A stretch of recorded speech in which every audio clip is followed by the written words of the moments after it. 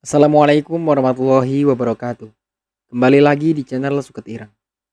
Di kesempatan kali ini, saya akan membawakan sebuah cerita yang berjudul Suara Aneh di Rumah Mertua.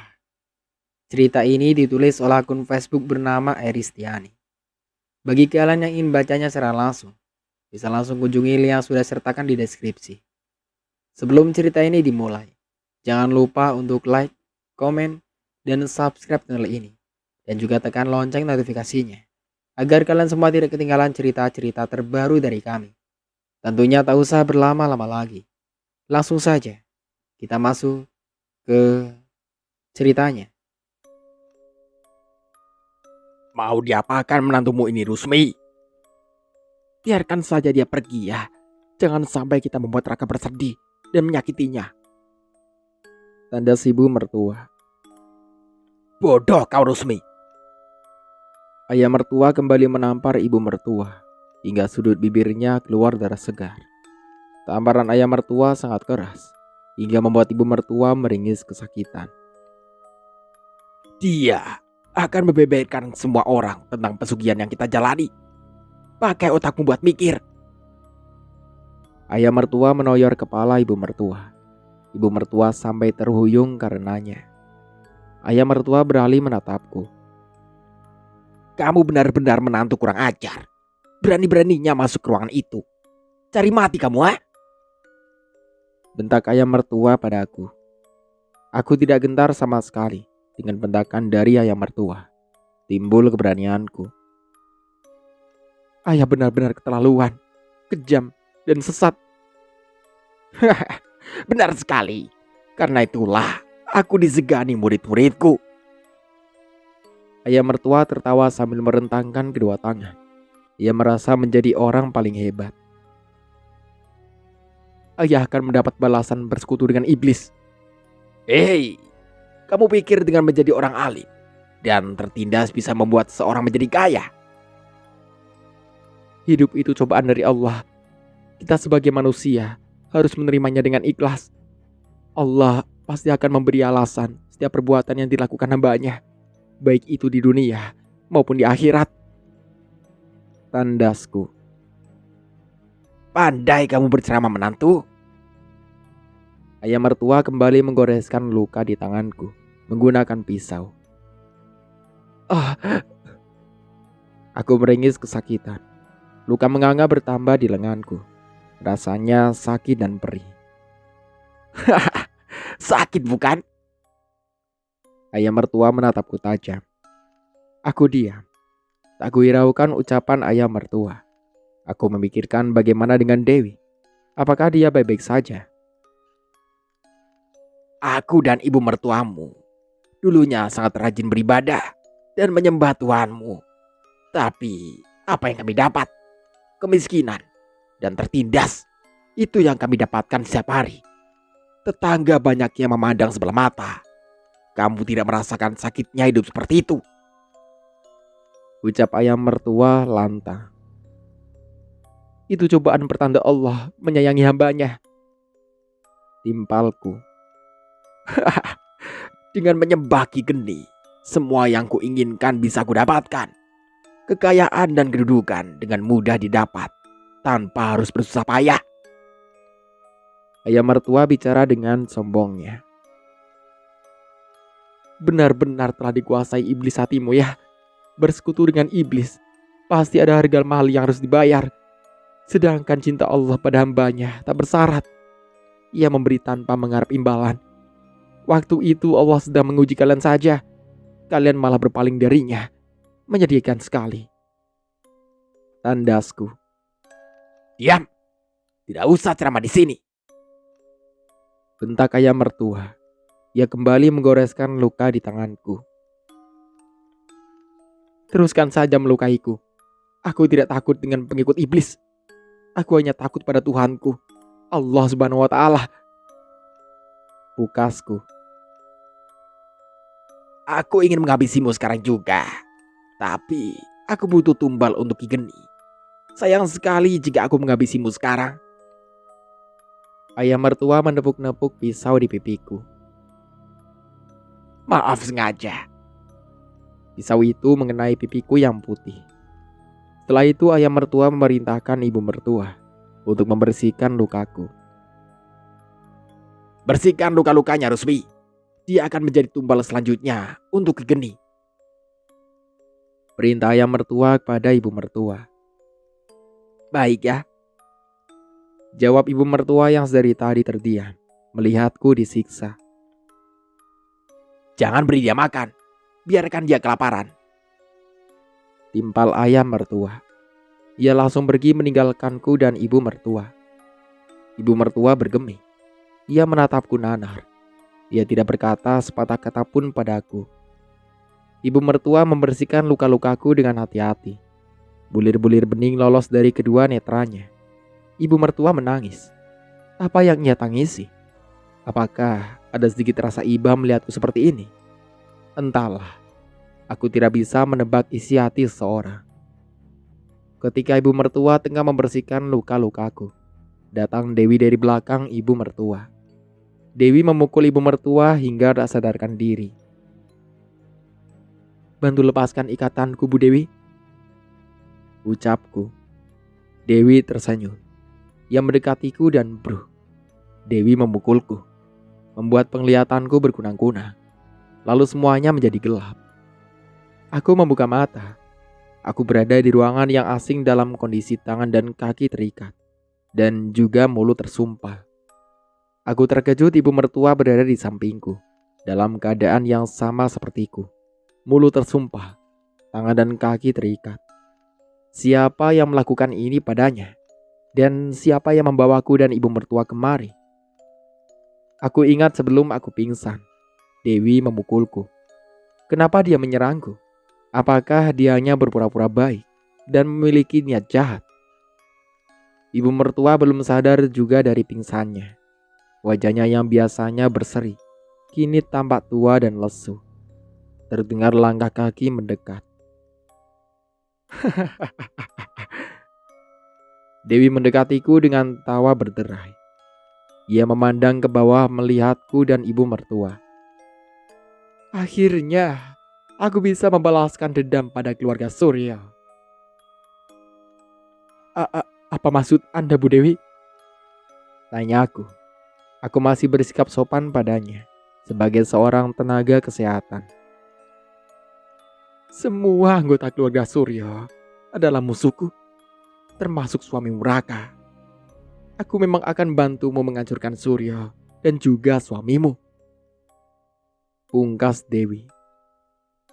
Jadi, kamu menipuku? Benar sekali. Kamu hanyalah alat untuk membalaskan dendam pada keluarga Surya. Dan kamu malah membantuku. Terima kasih bantuannya. Dewi membungkukkan badan seolah memberi hormat. Kamu lebih jahat dari ayah mertua. Dewi tak menanggapi ucapanku. Ia mendekati ibu mertua. Dewi merogoh sesuatu dari saku jaketnya. Sebuah gunting. Apa yang kamu lakukan? Lihat saja. Wanita kejam ini harus diberi pelajaran. Dewi lalu menjambak rambut ibu mertua. Hingga ibu mertua terbangun. Lalu Dewi menggunting rambut ibu mertua. Jangan. Begitu. Kamu harusnya senang melihat wanita ini menderita. Ini belum sebanding dengan apa yang dilakukannya. Tandas Dewi. Istighfar, Bu Dewi, ucapku.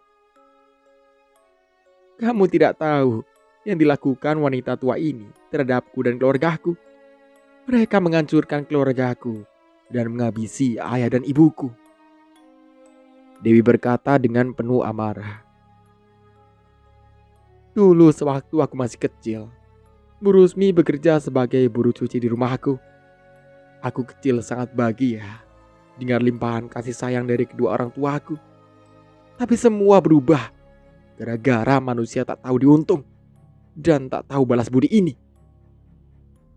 Dewi kembali menjambak ibu mertua.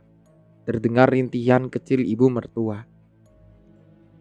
Rasa sakitmu ini tak seberapa dibanding penderitaan yang aku rasakan. Orang tuamu pasti sedih melihat anaknya seperti ini, Dewi. Pukasku. Aku berusaha menasihati Dewi. Namun Dewi tak mengindahkan nasihatku. Ia bak orang kesetanan dan menghajar ibu mertua secara membabi buta. Lalu Dewi melepas paksa perhiasan yang menempel di tubuh ibu mertua. Ponsel di dalam saku celana Dewi berderi. Dewi mengambilnya dan menempelkan di telinganya. Bawa mereka ke sini, ucap Dewi pada seseorang di ponsel.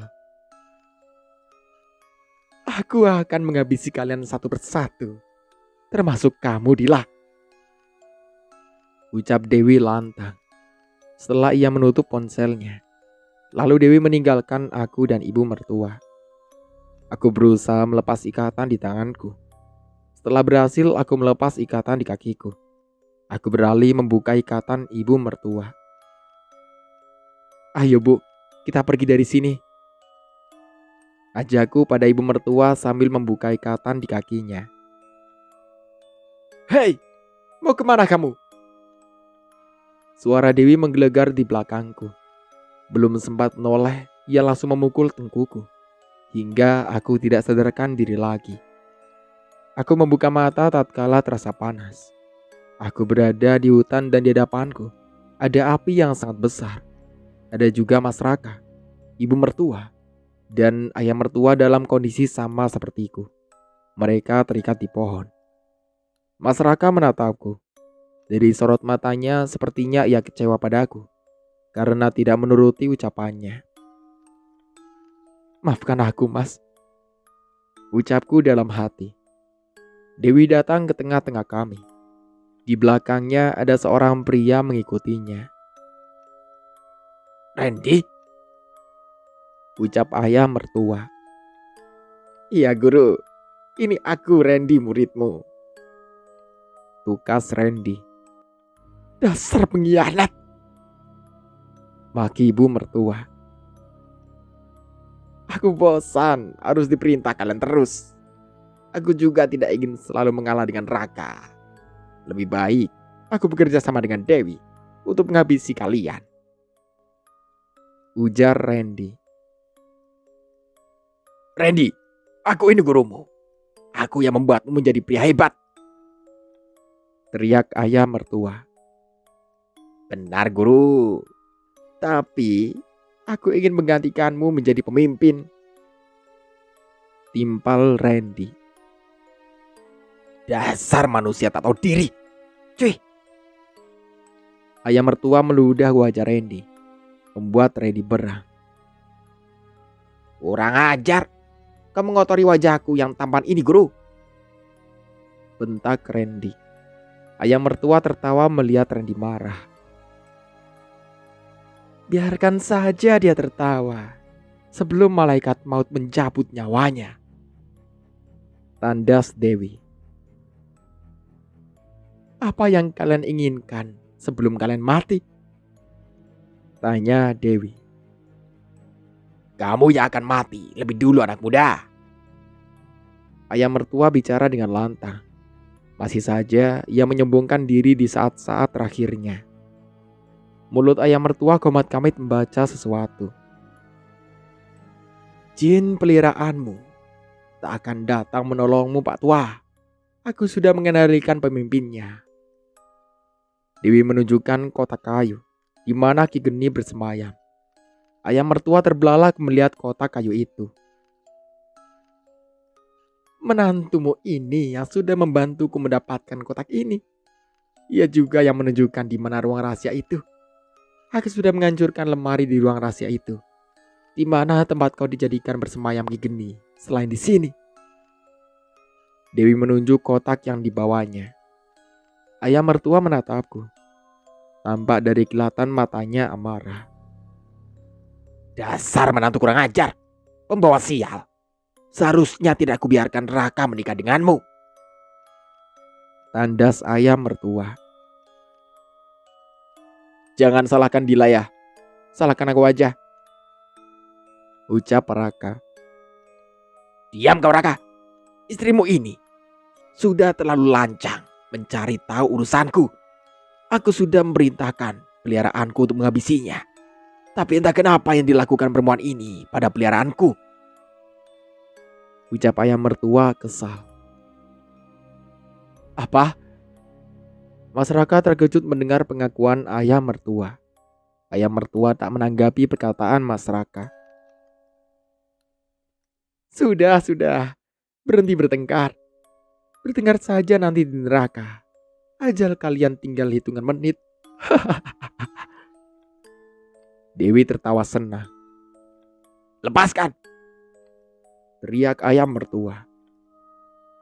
Sekeras apapun kau berteriak, tidak akan ada yang mendengar atau menolongmu, pria jahat. Tunjuk Dewi. Kalian telah mengambil kedua orang tua dariku. Kalian pembunuh. Pembantu kurang ajar. Pekik Dewi. Maafkan kami, Nduk. Tolong kasihani kami. Tolong lepaskan kami. Ibu mertua memohon dibebaskan. Maaf. Apa kau tak salah bicara? Tanya Dewi penuh penekanan.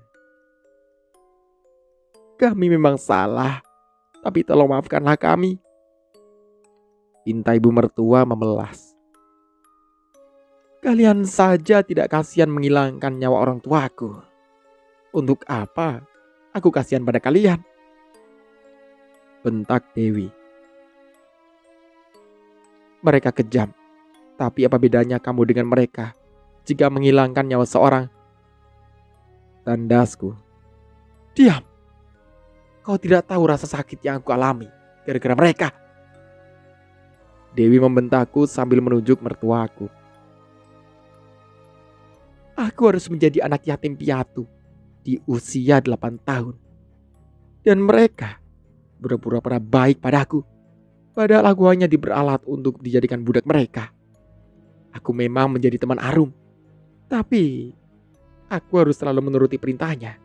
Jika tidak, kedua orang ini akan memukulku. Bahkan mereka mengurungku di gudang sarian tanpa diberi makan dan membiarkanku kelaparan. Aku muak harus selalu mengalah dari Arum. Sewaktu orang tuaku masih hidup, mereka memperlakukan kedua orang tua ini dengan baik dan juga memperlakukan Raka dan Arum sangat baik malah. Tapi apa balasannya? Aku terdiam, tidak tahu harus berkata apa. Yang dialami Dewi memang sangat menyakitkan. Tapi apakah yang dilakukannya saat ini bisa dibenarkan? Kesalahan orang tua telah memelihara anjing. Pada akhirnya anjing-anjing ini menggigit mereka. Dewi diam sejenak, mengatur nafasnya yang memburu.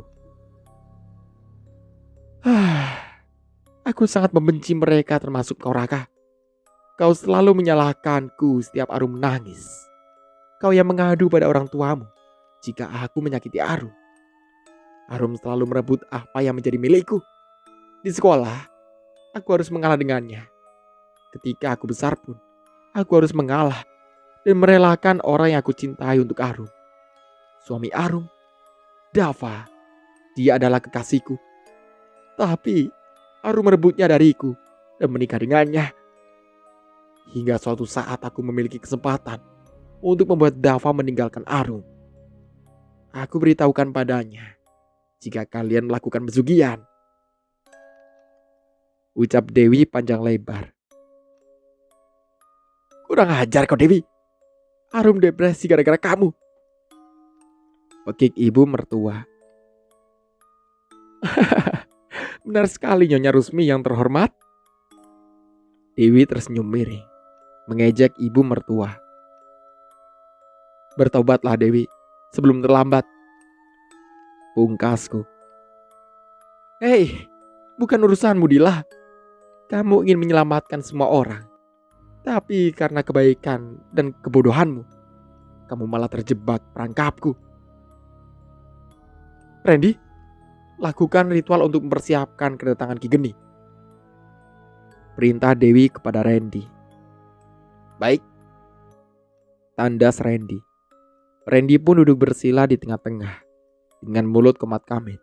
membaca sesuatu. Tak lama berselang Ki Geni muncul dengan wujud yang sangat menyeramkan. Siapa yang memanggilku? Ampun Ki Geni, saya memanggil Ki Geni. Randy membungkukkan badan, memberi hormat kepada jin yang bernama Ki Geni. Ada perlu apa kau memanggilku? Dia mau memberimu makanan, ucap Dewi dengan senyum kemenangan. Mana makananku? Ki Geni meneteskan air liur. Air liur yang sangat bau seperti waktu berada di pondok. Ada perempuan yang di hadapan saya ini, Ki. Makanan Anda, ucap Randy. Maksudmu? Dewi terkejut mendengar perkataan Randy. Aku memang membenci Raka, tapi tidak untuk guruku. Beliau sudah sangat berjasa besar padaku. Tandas Randy. Bagus Randy, kamu benar-benar murid yang berbakti. Ayah mertua menimpali. Kurang ajar kau Randy. Jika aku mati, kalian juga harus mati. Dewi sangat marah. Ia mengeluarkan sesuatu dari dalam sakunya. Sebuah pisau. Dewi berlari mendekati kami yang terikat di pohon. Cepat, makan santapanmu Ki, pinta Randy. Secepat kilat, Ki Geni berubah menjadi tinggi besar. Wajah mengerikan dan bertanduk. Ia terbang ke arah Dewi dan menyambar tubuh Dewi. Sebelum Dewi sempat menggoreskan pisau pada kami yang terikat. Terdengar jeritan Dewi. Bersamaan dengan itu, kotak kayu yang dibawanya terjatuh. Mampus kau! Teriak ayah mertua. Mendengar jeritan Dewi. Setelah itu Ki Geni pun menghilang. Ayah mertua tertawa lantang. Randy, cepat lepaskan aku, perintah ayah mertua pada Randy. Randy berkati ayah mertua dan melepas ikatannya. Ia juga melepas ikatan ibu mertua, tapi tidak denganku dan Mas Raka. Ia membiarkan aku dan Mas Raka tetap terikat. Kamu memang muridku yang licik dan pintar, tandas ayah mertua, memuji Randy.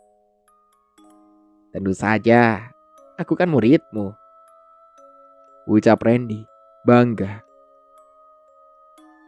Lihat muridmu ini Rusmi, tidak seperti anakmu yang bodoh dan tergila-gila pada wanita.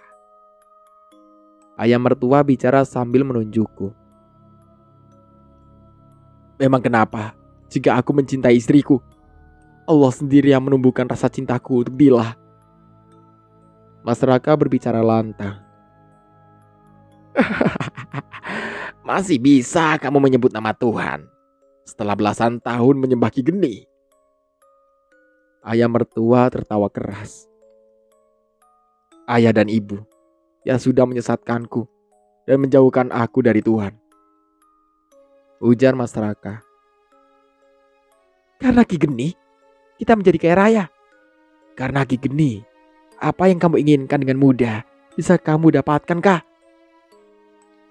Ucap ibu mertua. Tapi aku tidak bahagia dengan kekayaan dari Ki Geni. Bahkan aku kehilangan adikku, Arum, gara-gara Ki Geni, ucap Mas Raka sengit. Arum mati karena ulah Dewi, bukan Ki Geni, bentak ayah mertua. Terserah ayah, mau bicara apa? Lepaskan Dila ya, biarkan dia pergi. Dila tidak bersalah. Mas Raka memohon kepada ayah mertua. Aku sudah menyuruh peliharaanku menghabisi perempuan ini. Tapi entah apa yang dilakukannya hingga dia bisa selamat. Ayah mertua menggerutu. Malam itu aku membuat kamu tidur lelap dan tidak bangun sama sekali. Masih untung istrimu selamat. Jadi, makhluk yang mencoba menyerangku dan masuk ke kamar diperintahkan ayah mertua untuk menghabisiku. Bawa Raka dan wanita ini ke rumah. Aku akan menghabisi wanita ini. Dia sudah terlalu lancang dan terlalu banyak tahu. Pungkas ayah mertua. Randy melepas ikatanku dan Mas Raka. Yang menggiring aku dan Mas Raka seperti hewan. Tidak ada belas kasihan. Sesampainya di rumah, ayah mertua sudah berada di depan pintu. Kamu penasaran bukan dengan rumah ini menantu? Aku diam, tidak menjawab pertanyaan ayah mertua. Bawa mereka ke dalam. Perintah ayah mertua. Lihat menantu, kamu heran bukan? Ada banyak patung di sini. Ini semua peliharaanku. Di malam-malam tertentu, aku memberi mereka makan. Kamu tahu apa makanan mereka? Bayi. Ucap ayah mertua panjang lebar. Lihat lukisan ini. Ini adalah roh bayi yang terpenjara dalam lukisan ini. Mereka ingin terbebas dari sini. Kasihan sekali bukan? Kejam. Pukasku. Sudah ya, Tolong biarkan Gila pergi. Ucap Mas Raka memelas. Diam kau anak bodoh. Tidak berguna. Bentak ayah mertua. Apa yang ayah dapat dengan semua ini? Mas Raka menatap ayah mertua nanar. Kekayaan dan penghormatan dari semua orang. Tegas ayah mertua. Hentikan semua ini ya. Aku lelah berbuat dosa terus. Mas Raka tertunduk. Sudah banyak nyawa menghilang karena ulah kita. Apa ayah tidak kasihan sama sekali pada mereka? Hei, apa yang kamu katakan Raka?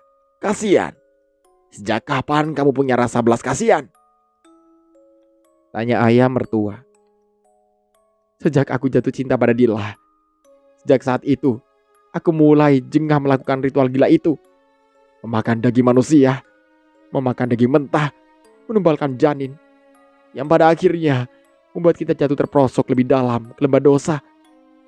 Apa ayah tidak takut itu? Pelak. Ayah mertua menampar pipi Mas Raka keras. Diam. Dasar anak tidak berbakti. Bawa Raka ke kamar. Kurung dia. Perintah ayah mertua kepada Randy. Randy mengangguk. Ia membawa Mas Raka ke kamar. Namun Mas Raka melarikan diri. Ia pergi ke belakang tangga dan masuk ke kamar di belakang tangga itu. Kurang ajar. Cepat tangkap Raka. Atau dia akan memecah botol-botol itu.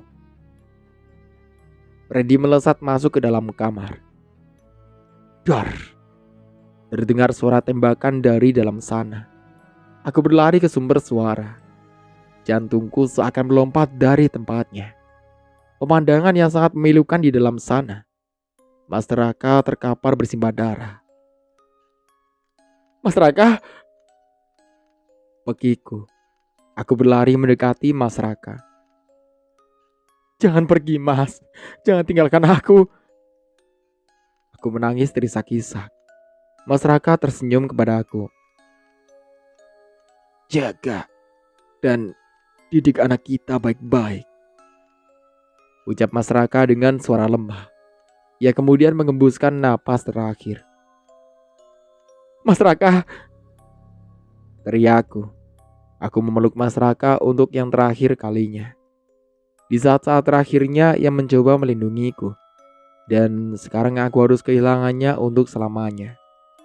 Randy tersenyum penuh kemenangan atas kematian Mas Raka. Ayah mertua dan ibu mertua masuk ke dalam. Dan terkejut melihat keadaan Mas Raka. Ibu mertua berambut memeluk Mas Raka. Raka anakku, jangan tinggalkan ibu leh. Tangis ibu mertua. Sudah biarkan saja Rusmi. Dia sama saja seperti Arum. Pungkas ayah mertua. Ibu mertua mengepalkan tangan, lalu berbalik menatap ayah mertua. Dasar kau, ayah tidak berguna. Gara-gara keserakahanmu, kita kehilangan Aru dan Raka. Maki ibu mertua. Ibu mertua bangkit dari duduknya, lalu menampar ayah mertua berkali-kali. Tak lama kemudian aku mendengar sirine mobil polisi.